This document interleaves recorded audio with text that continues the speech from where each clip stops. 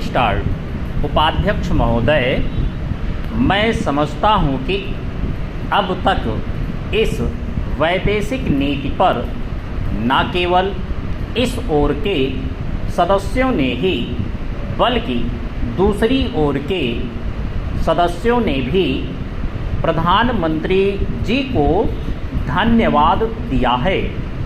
इसलिए मैं अपनी तरफ से धन्यवाद देकर उनका बोझ बढ़ाना नहीं चाहता।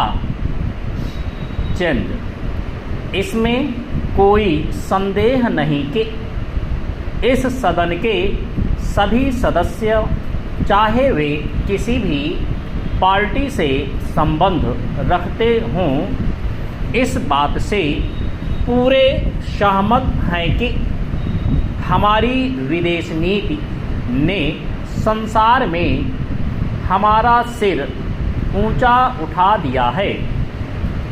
हमने पंचशील के सिद्धांत को संसार के सामने रखा है।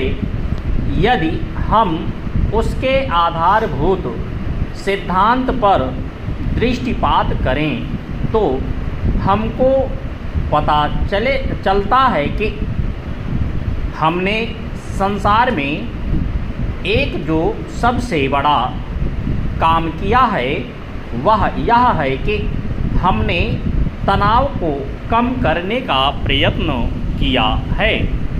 चंद, जिस समय हमने नई नई स्वतंत्रता प्राप्त की तो हमारे सामने बहुत से प्रश्न थे।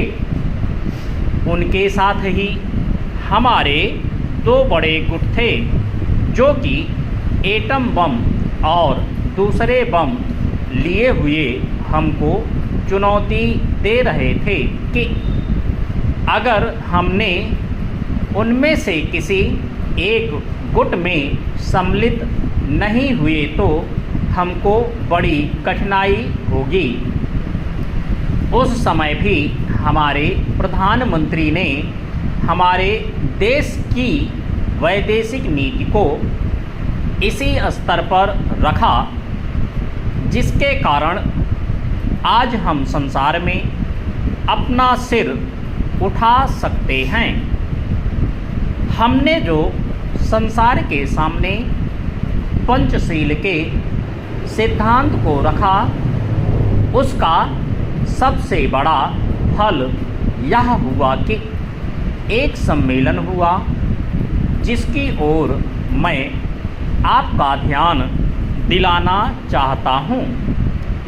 इस सम्मेलन में बड़े उत्साह के साथ संसार के 29 राष्ट्रों ने, जो कि एशिया और अफ्रीका से संबंध रखते थे, यह घोषणा की कि हम संसार में तनाव कम करना चाहते हैं और साथ ही हम यह चाहते हैं कि संसार में जो विभिन्न सामाजिक और आर्थिक नीतियां हैं वे साथ साथ चल सकें। हमारी वैदेशिक नीति में जो सबसे महत्वपूर्ण चीज़ है वह है सह अस्तित्व की भावना।